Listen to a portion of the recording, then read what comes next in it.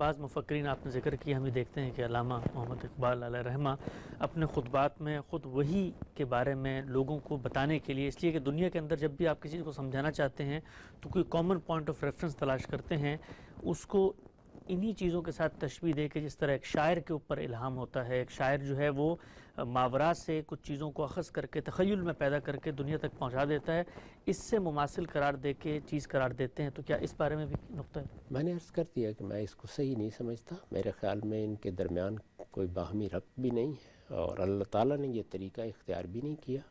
خود انہوں نے وحی کیا ہے، الہام کیا ہے، اس کے نتیجے میں اللہ کی کیا ہدایت آئی ہے، اس ہدایت کو سمجھنے کے کیا طریقے ہیں، اس کے لیے استدلال کیا ہوگا، یہ سب قرآن میں بیان کر دیا ہے. تو میرے نزدیک تو قرآن مجید نے جو طریقہ اختیار کیا وہی طریقہ ہر حال میں اختیار کرنا چاہیے. ان دونوں میں کوئی باہمی ربط ہے نہیں، یا یوں نہیں ہے کہ جس طرح سے ایک شاعر کو شاعری کا ملکہ حاصل ہوتا ہے، جس طریقے سے ایک صوفی ریاض کر کے اپنے نفس کی بعض حقیقتوں کو دریافت کر لیتا ہے، یا نفسی علوم کے ماہرین بعض غیر معمولی نتائج پیدا کر لیتے ہیں، نبوت بھی اسی طرح کی کوئی چیز ہے.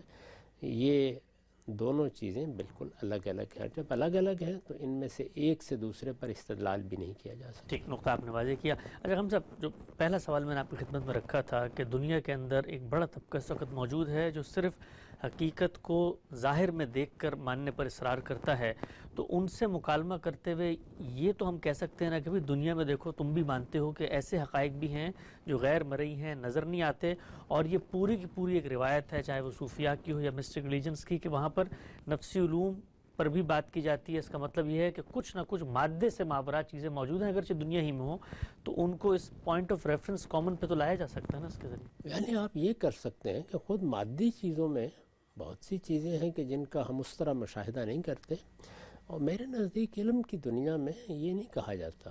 یعنی مشاہدہ اور تجربہ یہ آپ کے ظاہری حواس سے بھی ہوتا ہے، باطنی حواس سے بھی ہوتا ہے.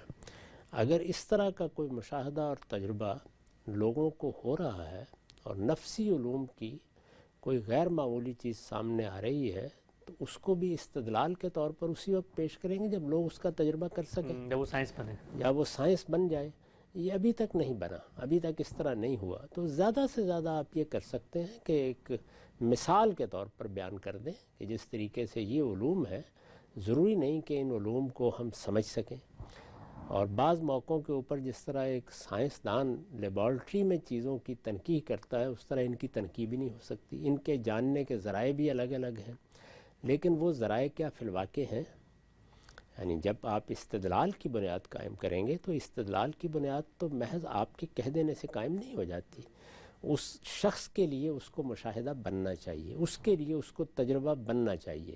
سائنسدان آپ کو لیبارٹری میں لے جائیں گے اور وہاں جا کر جو بات وہ کر رہے ہیں اس کا تجربہ کرا دیں گے. تو اس وجہ سے اگر مماثلت پیدا بھی کر لی جائے تو دوسرا آدمی اس کا انکار کر دے گا، تو اس کا حاصل کیا ہوگا؟ زیادہ سے زیادہ آپ یہی کہہ سکتے ہیں کہ یہ علوم موجود ہیں، اور چونکہ دنیا میں بہت سے لوگ ان کی مہارت کا دعویٰ کرتے رہے ہیں، تو اگر کوئی شخص چاہے تو وہ ان کی بھی تحقیق کر سکتا ہے. لیکن تحقیق کرے گا، اس کے علم میں کوئی چیز آئے گی، اس کا تجربہ بنے گی، آپ کے لیے بنائے استدلال اس سے پہلے کیسے بن جائے گی؟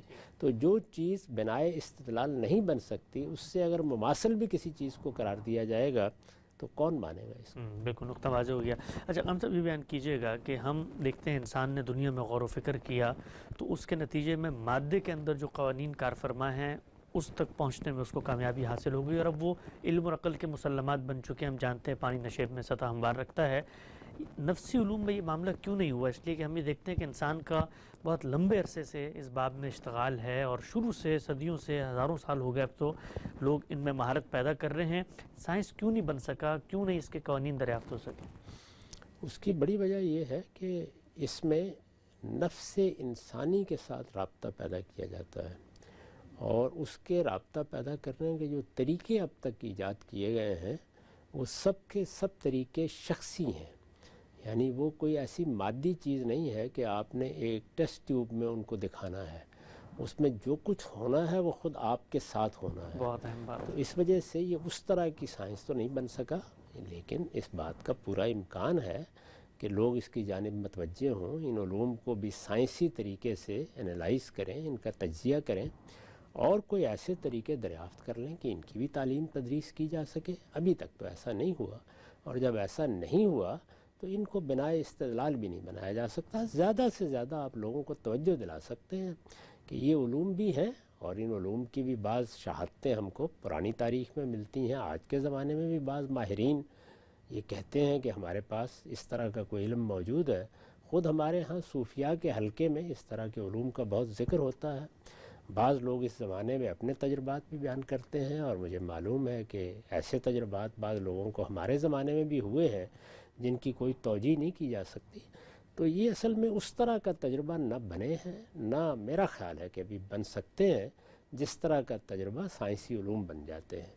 جب تک وہ یہ حیثیت نہیں اختیار کرتے ان کو بنا استدلال بھی نہیں بنایا جا سکتا، نہیں بنانا چاہیے. ٹھیک، نقطہ واضح ہو گیا، آگے بڑھاتے ہیں. اچھا خان صاحب، یہ بات بیان کیجئے گا کہ اس پوری گفتگو کی روشنی میں اگر یہ نتیجہ خاص کیا جائے کہ وہی جو ہے وہ جس طرح مادی طور پہ ہم چیز کا تجربہ مشاہدہ کرتے ہیں، چاہے وہ مری ہو چاہے وہ غیر مری ہو، نفسی علوم کی طرح اس سے بالکل ماورا ہے. گویا ہمارے جو علم اور عقل کے مسلمات اس دنیا میں پائے جاتے ہیں وہ وہی کے میکینزم کو دریافت نہیں کر سکتے. اگر نہیں کر سکتے تو پھر وہی کو ہم کسی ایسے شخص کے لیے کیسے پیش کر سکتے ہیں کہ جو اس پورے کے پورے عقائد اور ایمان کے پروسیس سے نہ گزرا ہو کہ نبی کا انتخاب ہوا، اس کے ساتھ یہ سب کچھ ہوا. کیونکہ جیسے ہی ہم اس کے سامنے وحی کی کوئی بات پیش کریں گے تو وہ تو پوچھے گا نا کہ بھئی یہ سامنے کیسے ہے. نہیں، ہمیں اس کو پیش کرنے کی ضرورت کیوں پیش آ گئی؟ وہی جس شخص پر آتی ہے وہ یہ کہتا ہے کہ مجھے اللہ کی ہدایت میسر ہوئی ہے، مجھ پر ایک کلام نازل ہوا ہے. اس وقت وہ کلام قرآن مجید کی صورت میں موجود ہے. یعنی جو کچھ وحی کے ذریعے سے ملا ہے وہ کہیں غائب نہیں ہو گیا. وحی کیسے آتی ہے، اللہ تعالیٰ اس کے لیے طریقہ کیا اختیار کرتے ہیں، آواز کس طرح سنی جاتی ہے، جبریل کیسے آتے ہیں، وہ آ کر کس طریقے سے القاء کرتے ہیں، یہ سب چیزیں تو ہماری عقل، فہم، ادراک سے ماوراء ہیں. لیکن اس کے ذریعے سے جو کچھ آیا ہے وہ تو ایک حقیقت ہے، وہ ہمارے پاس موجود ہے، وہ قرآن مجید ہے. تو قرآن مجید نے بالکل عقلی طریقے سے یہ بتایا ہے کہ اس کے بارے میں فیصلہ کیسے کیا جا سکتا ہے. جو چیزیں قرآن نے اپنے بارے میں معیار قرار دے دی ہیں ان کو سامنے رکھ کر جب ہم نتیجے کو مان لیتے ہیں تو پھر ہمیں اس کی ضرورت نہیں رہتی کہ ہم یہ جانیں کہ یہ معاملہ ہوا کیسے ہے. یعنی جو پھل ہمارے پاس آ گیا ہے وہ ہے، سامنے ہے، وہ ایک حقیقی چیز ہے. یعنی قرآن مجید اللہ کا کلام ہے، ایک کلام الہی کی حیثیت سے چیز صادر ہو کے ہمارے پاس موجود ہے. تو جس طرح ہم باقی چیزوں کا مشاہدہ، تجربہ اور ان کی تحلیل کر سکتے ہیں اسی طرح قرآن مجید کی کر سکتے ہیں. تو وحی کا نتیجہ قابل تحلیل ہو گیا ہے. اسی طریقے سے اگر کسی اور علم کا بھی نتیجہ قابل تحلیل ہو جائے گا تو پھر وہ علم سائنس بن جائے گا. اس لیے مذہب کو اس طرح کی ضرورت نہیں ہے کہ وہ وحی کے بارے میں یہ بتائے کہ آئیے ہم آپ کو سمجھاتے ہیں کہ یہ کیسے آتی ہے. اس کو اس کی ضرورت ہی نہیں ہے، کیونکہ وحی کا جو نتیجہ ہے وہ قرآن کی صورت میں موجود ہے اور وہ اپنے استدلال کی بنیاد پر سمجھا اور سمجھایا جا سکتا ہے.